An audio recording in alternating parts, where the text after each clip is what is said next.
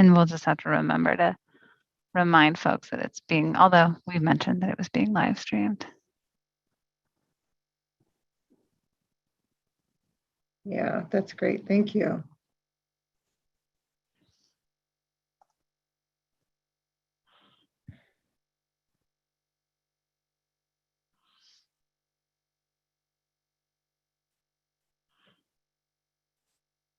Okay. Awesome. Oh, good. So good to see so many of you. Yay. Hi, Karen. Hi.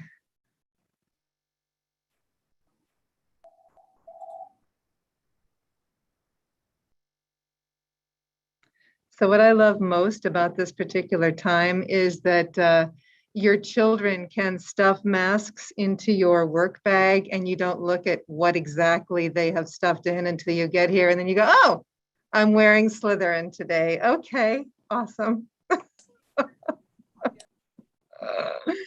Hello, so it is. And we punt. I'm just going to wait one more minute until Caitlin is done letting people in. And Caitlin, if you could give me a thumbs up when you have done so, that would be awesome. Hey, Karen, Yeah, Joe. can we ask people to show their faces before they go invisible? We just had a nice back and forth on the WPN have volume thing that reminded me that we need to see that we're all a team here. So Joe is referencing the fact that this is a really particularly challenging time for many of us, and just sharing faces is one way to remember that we are not alone. So thank you, Joe. Absolutely. If you'd be so kind, it's just lovely to see live faces, especially as we're still sequestering here. I mean, you can go away once we get started and you want to eat or whatever it is we do when we're also watching a Zoom meeting. Those who don't know him, Joe Furlow is heading up the Oshkosh, the Grand Opera House in Oshkosh. So thank you for that, Joe. That's great. Caitlin, how are we doing with letting people in? They're still coming. Okay, all righty, then we'll wait just a moment longer. I'd like to introduce Jasmine Brown. She is our administrative intern this fall. Jane, would you introduce yourself, and then we will welcome Jasmine too. Hey, Jasmine. Well, my name's up there. I'm Jane Fleer. I'm the development director with Next Act Theater in Milwaukee. Awesome, thank you. Lovely. As we remember that we are not alone. Welcome, Jasmine. What a great time to be in the position you're in. My goodness, unique on so many levels. The Arts Board is just about to welcome an intern from UW-Stevens Point next week. So, ooh-wee. You know, it's funny because we brought one on in spring last year. And I remember talking with Jim about whether or not it would be a good time to bring an intern on. Oh, Jim, and what better time than to watch us doing what we have to do, which is adjust. And oh, by the way, she's full-time staff now. Awesome, thank you. All right, Caitlin. Jim O'Connell, Joe. Yeah. Jasmine just got her BA in Arts Administration from Stevens Point. Yeah, Jim was my advisor. Jim, I'm sure, spoke of me often. You couldn't have had a better advisor.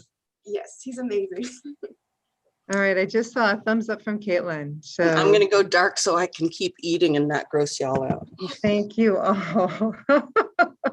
So it is now afternoon. So good afternoon, everyone. I'm Karen Geschko. I'm the Assistant Director at the Wisconsin Arts Board. My co-host for today's information session is Caitlin Burrell, our Folk and Traditional Arts Coordinator, and so much more. Caitlin, thank you for waving and for handling the tech stuff for the moment. Very quickly, for those of you who don't know, the Wisconsin Arts Board is Wisconsin's state arts agency. Every state has one. We receive funding from our state legislature and from the National Endowment for the Arts. We have a staff of 4 people and a governor-appointed board of 15 people from around the state. Thank you for making the time to join us now or when you watch the recording of this session later and learn more about the Wisconsin Arts Rescue Program grant.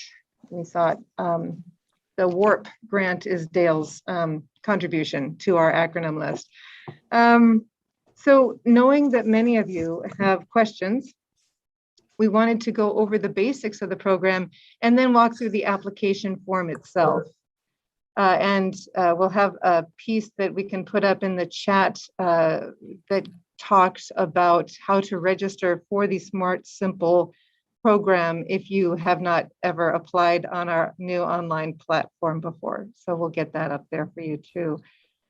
The Wisconsin Arts Rescue Program is brought to us through the American Rescue Plan Act dollars that the National Endowment for the Arts received and then dispersed to the state arts agencies around the country. Its purpose is to help secure jobs and keep the doors open.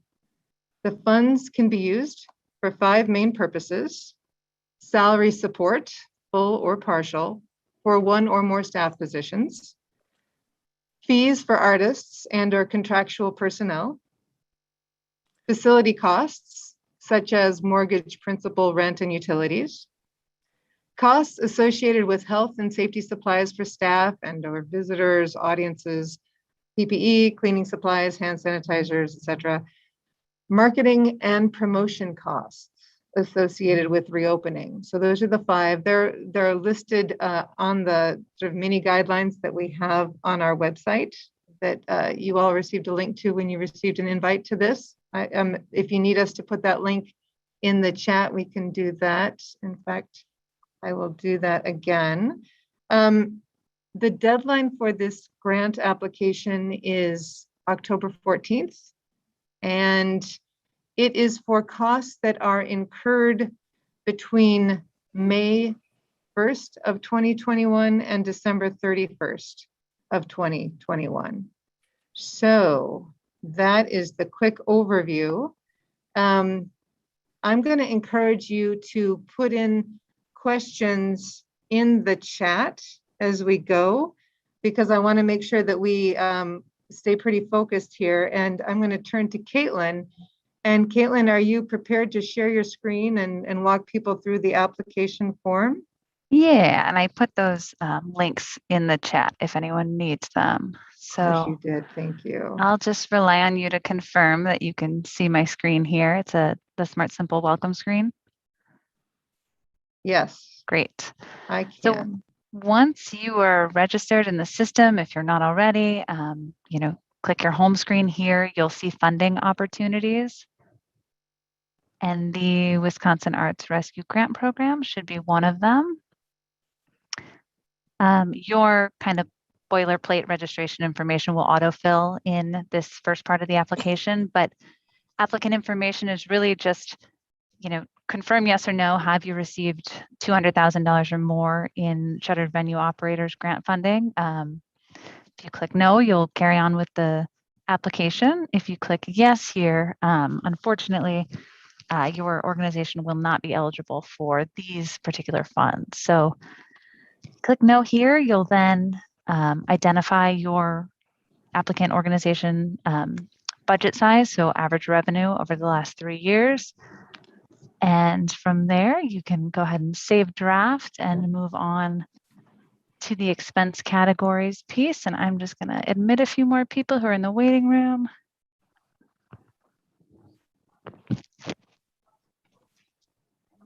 Pull this off for just a minute. Okay.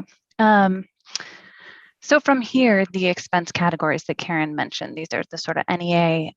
These are the expenses that these funds are able to support. So once you select one or, as many of the 5 as you intend to apply these funds, you'll be asked for a short description for each of those. So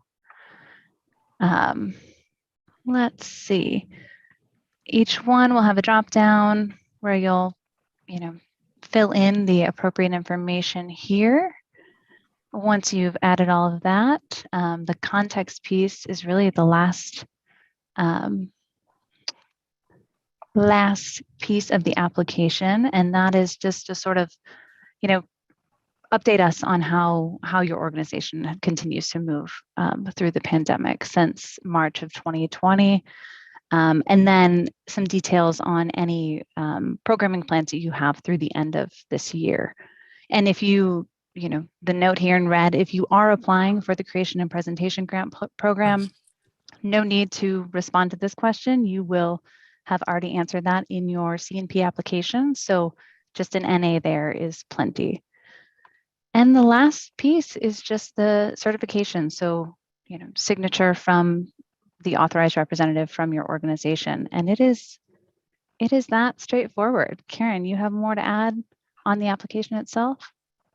I don't, and I'm happy to go over what the Creation and Presentation Grant Program is at the end too, if others are interested in that. But we really wanted, we purposely chose October 14th as the deadline so that those who are applying for a Creation and Presentation Grant are already in the mode. And this really is not that much more information to add into the mix on that day. Stick it in, send it, submit it, and you're done. But that, I don't have anything else to add, Caitlin, other than to open it up to questions from those of you who are here. That it might be more manageable if it's in the chat, and then we can respond overtly. And let's see, so Kate is asking about the, you have a great question right off the top. Investing in touchless ticketing scanners to reduce contact. Is that an eligible expense? And I will need to double check actually with George. I'm hoping you're on the call. Our executive director is sitting in too, because there is generally a limit on how much can be spent for capital items. And honestly, I'm thinking that the touchless ticket scanners may be one that is not eligible. So Kate, let me, we'll start an FAQ link on that website. And that will be one of the questions that we'll put in there, just in terms of, capital items. Great, thanks. Yeah. Yeah, and Karen, that would have been the answer I gave as well. I don't know, but we'll check and let you know. Exactly. Awesome. Exactly.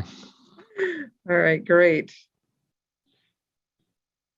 Oh, well, now the questions are coming fast and furious. Who can, George or Caitlin, feel free to just jump in while my little thing is so.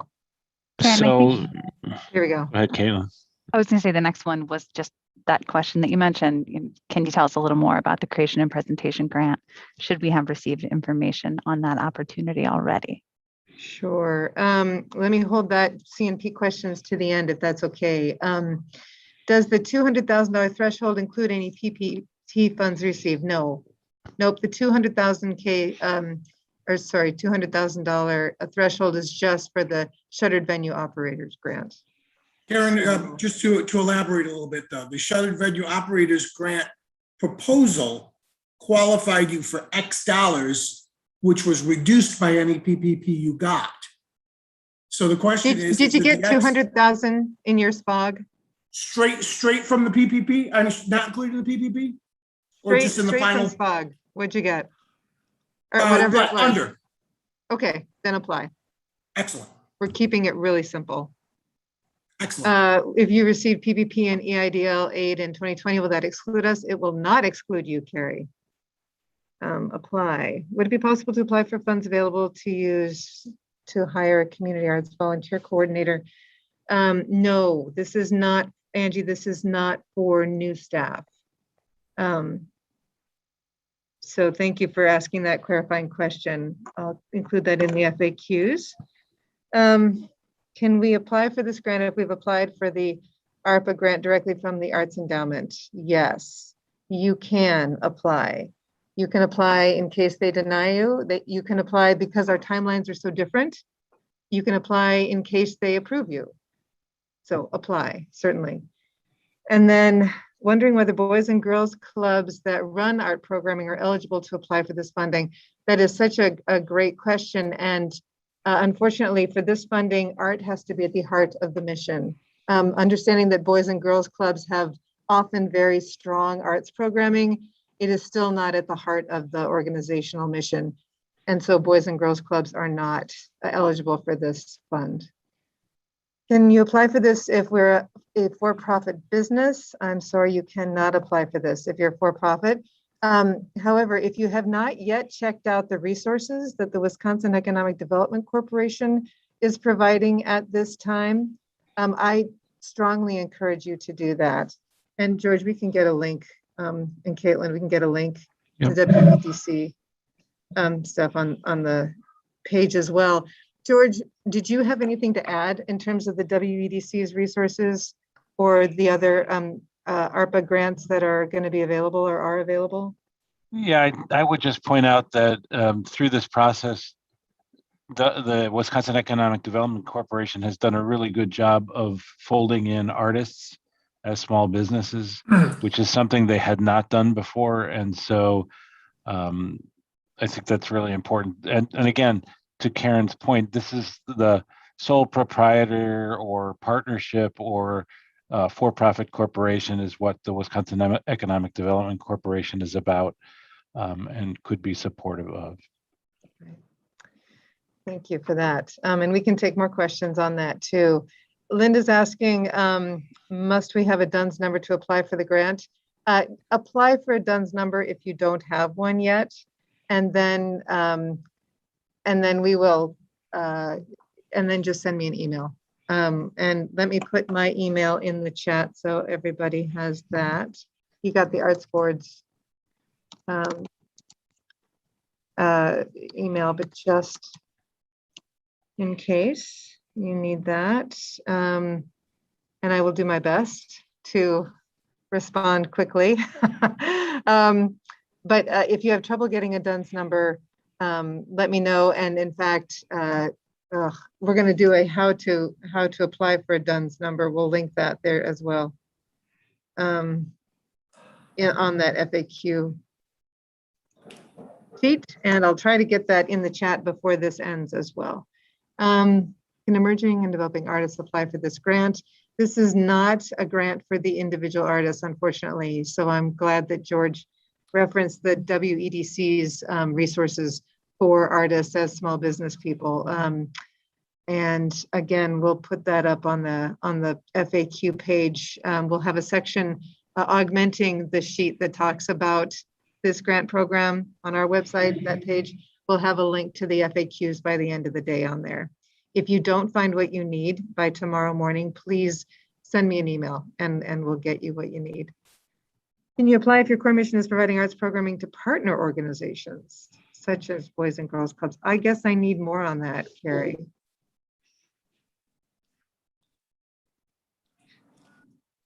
Are you still here?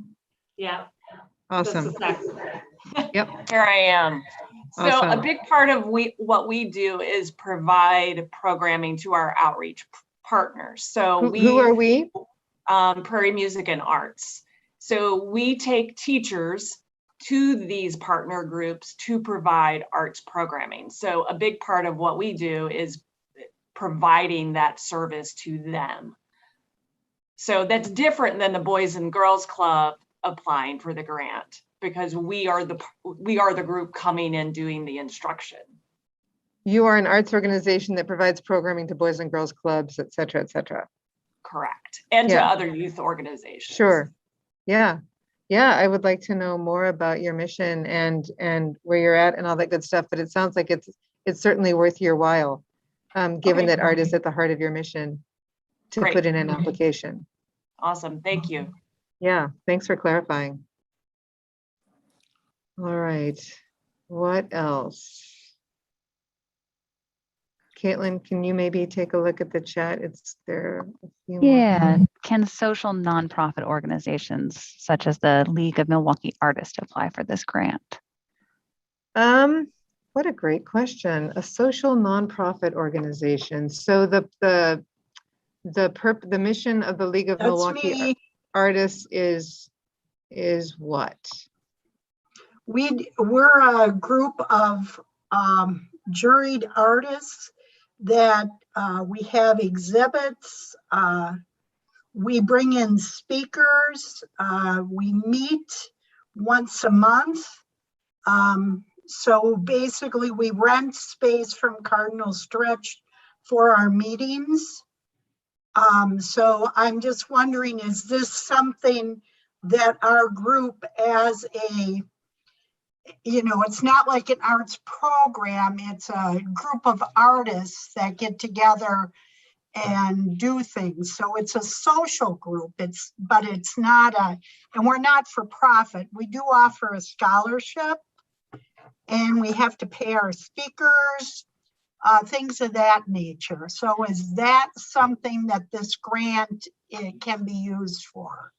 Yeah, I would say that there's a social aspect to many nonprofits, certainly, that brings people together to make their community stronger, however they define their community. And so it sounds like you're an organization that is serving its membership through professional development opportunities and otherwise.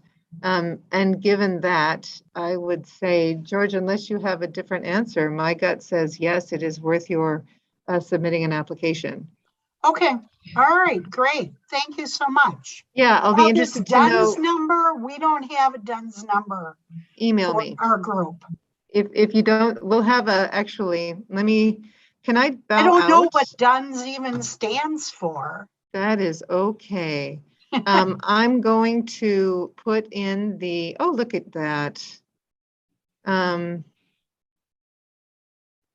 So I'm multitasking and doing it badly. Caitlin, if you would take the questions, or George, I'm going to go and search that DUNS number link up now and get that in the chat. Yeah, we had a question about if the organization has a fiscal sponsor, can they apply? And I believe in this case, the answer is no. We're not accepting applications from organizations using a fiscal sponsor. Correct. Correct. And Jake in the chat had a question about funding opportunities for profit endeavors. And I see that the Imagine MKE link and resources were sent there. Stacy, thank you for sharing those. Is LMA not for profit or nonprofit? Tax rules are separate on this. That is a great question, Laura. And above my pay grade, I think. George, you have a Well, effectively, if somebody is a 501c3 tax exempt organization, that's what we mean by nonprofit in this instance. Additionally, communities, tribal organizations, schools, when they're specifically, for example, the presenters of the performing arts at schools can apply. But so a nonprofit organization that is an informal thing, but not under the 501c3, we would not be able to fund in this category. Thanks, George. And Karen, I think you might be looking for the same link that I think it's Kate shared in the chat, which is the DUNS Kate, application darn you. info. I mean, yay, Kate, you're awesome. I've just done it, so I'm going to put it in here again. Anyway. So there. And our nonprofit organizations that are part of or a unit of higher education institution eligible. Karen, I'll let you take that one, but that's a yes, I believe. So yeah, if we're talking about like the Young Auditorium at the University of Wisconsin Whitewater, or an entity that is within the system but has a community, has community voices on the advisory committee that helps run it, yes. So Rachel, happy to go deeper into that if you would like to give me a specific. But the answer is in general, yes. And I think Rachel followed up to say that it's the Haggerty Museum of Art. Oh, awesome. Yes. Yeah. Yes. Yep. Yes. If you're applying to us for other grants like CNP, creation and presentation, you are absolutely eligible as long as you haven't gotten more than 200,000 in a SPA grant. So I said, yes, I said March through December. That's the eligible expense time frame that these funds are focused on. Thank you, Martha, for asking that question again. Are we caught up? We are caught up for now. This is not my day to multitask. La la. No, great. Does the 200,000 SPOG limit include other government support? No, we're just looking at the SPOG grant. Okay. Yeah, we tried to make it pretty straightforward. This has been such an amazing time of you guys being so laser focused on what grant applications are available for what timeframes, what are the pieces of this puzzle that I'm putting together for my organization and my community. So kudos to you for that, for tracking that. And I know that you guys are exhausted and yet continuing to do that finding of funds. So we, again, tried to make this as simple and straightforward as we can. As you move through the application or the registration process or the whatever, we are very accessible. Please send an email to either directly to me or to the Arts Board at wisconsin.gov email address, and that will get it to Dale, who will get it to whichever of us is going to be able to answer most quickly. The application is available now. Indeed it is, and it is linked to the page on our website where we talk about it. And I'm just gonna, did you put that up there already, Caitlin? I did. I just popped it in the chat again there. Thank you. Yep. So you can go in there, and if you know your organization applies to us for other grants, you're just not sure, what the password or whatever it is, just know that that the person that generally applies, you need to talk to them. And because it tends to be registered with one person's name. And then once you're in, you guys can work on it together, however you want to do it. It's a pretty slick system. And Jane, there's on that, the announcement that I just linked in the chat, there's a note that says you will apply through the Smart Simple grant system. And that's a link to the grant system where if you're not already registered, you can follow the sort of step-by-step instructions on registering there. And you shared that PDF on the step-by-step instructions too. Thank you, Yep. Caitlin. And it is linked on that announcement page as well. Awesome. There Great. was a question I saw, just to clarify. So creation and presentation is not for artists, but for arts organizations. So maybe we circle back to creation and presentation. Yes, thank you. Okay, great. So the creation presentation is a sort of general operating support grant. It is for organizations that create art or present art in concert or performance to their communities or arts exhibits. And so you have different disciplines applying with full year applications, and we're sort of on a 4-year staggered time frame for that. And I am going to put the link to the page that talks even more about that in the chat. And I'm going to say that the reason it is coming up in conversation here is because we made the decision to make the application for creation and presentation and for this particular WARP grant on the same day, which is October 14th, which will make things exciting for us at this end and for some of you on that end. But honestly, this is not going to be that much more work to add into the mix when you've already carved out time to submit an application. All right, putting that link in now. And a couple of answers.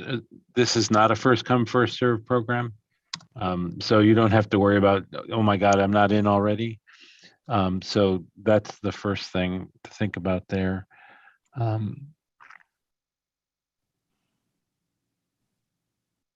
Oh, the other thing I was going to mention is about the individual artist piece. That comes down from the National Endowment for the Arts. So this was not a decision that we could make on our own and say, we'd like to fund individual artists. The endowment can't. And so because they're restricted in their support of individual artists, we have that same restriction on these funds.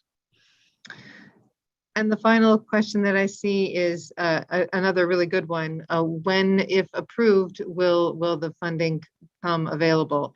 And we're working with the Department of Administration to try to move that process quickly. But the applications are due October 14th.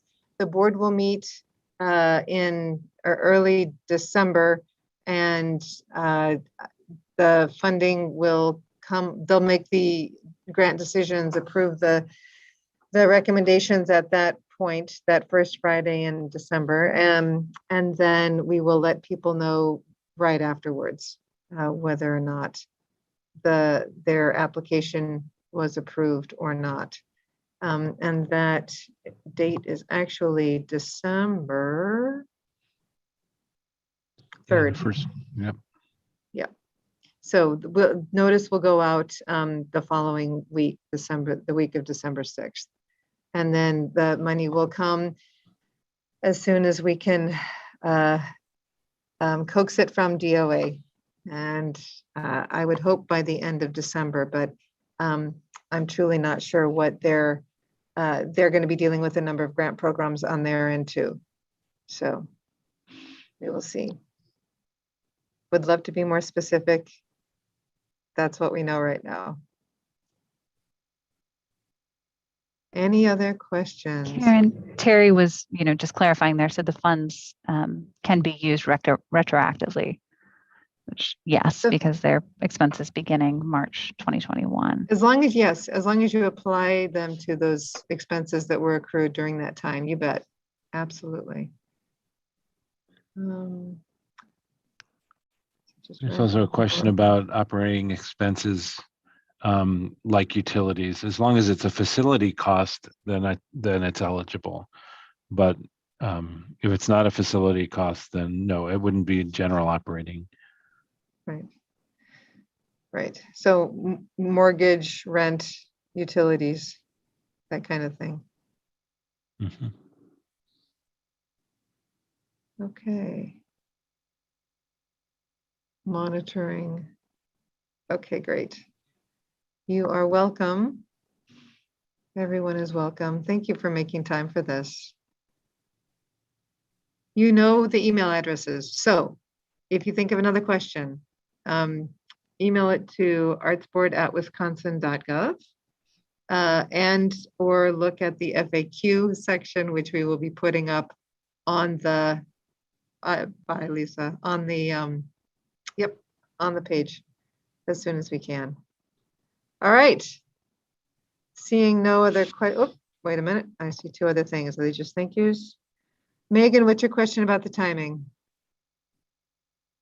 I think I understand, but let me clarify. So the funds are for costs incurred between 5/1 and 12/31/21, correct? Nope. See, 3/1. that's what I'm asking. Say it again. March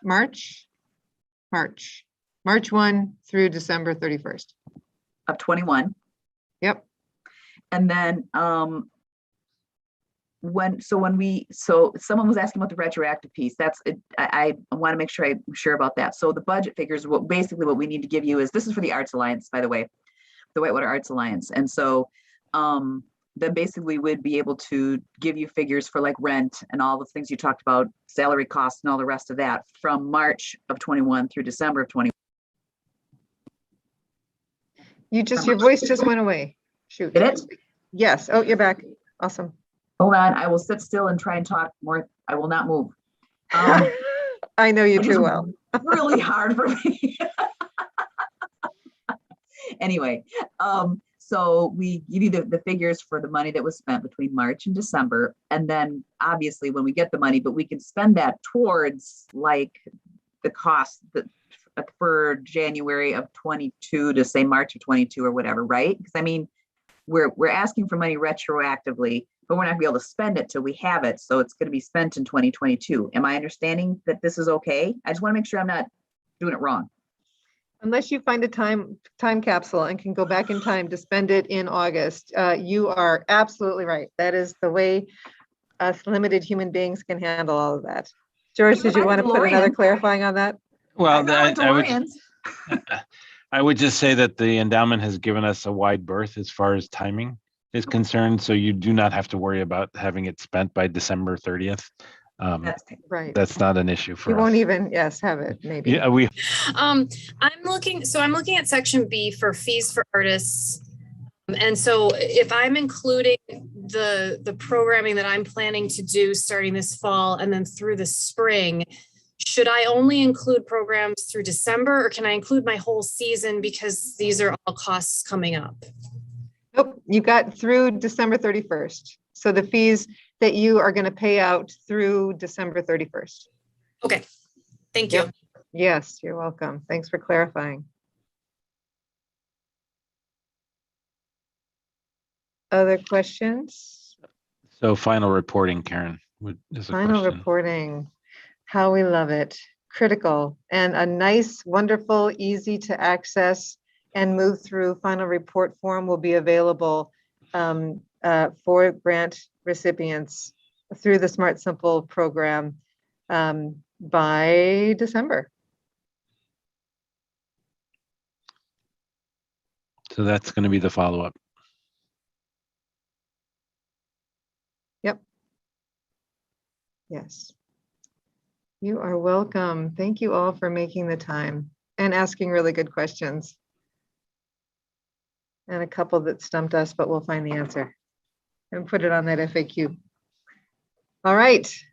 If there are no other questions, thank you for turning on your cameras. It's lovely to see your faces and know you guys are out there and to have the opportunity once again to say thank you all so much for the critical work that you are doing right now. It's not easy, but it's so important. Thank you all. We'll stay on until everybody heads out. Take care. Bye. Yes, we'll share the chat transcript. Right, Caitlin? Yes, we can do that. Awesome, thank you. Oh, many more chats, awesome. Yay, Well done. yeah, such good questions.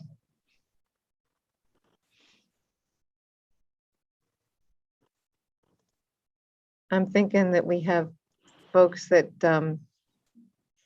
are cameraed off at this point, so I think we can, unless there are no other questions, we can end this recording, okay? Great.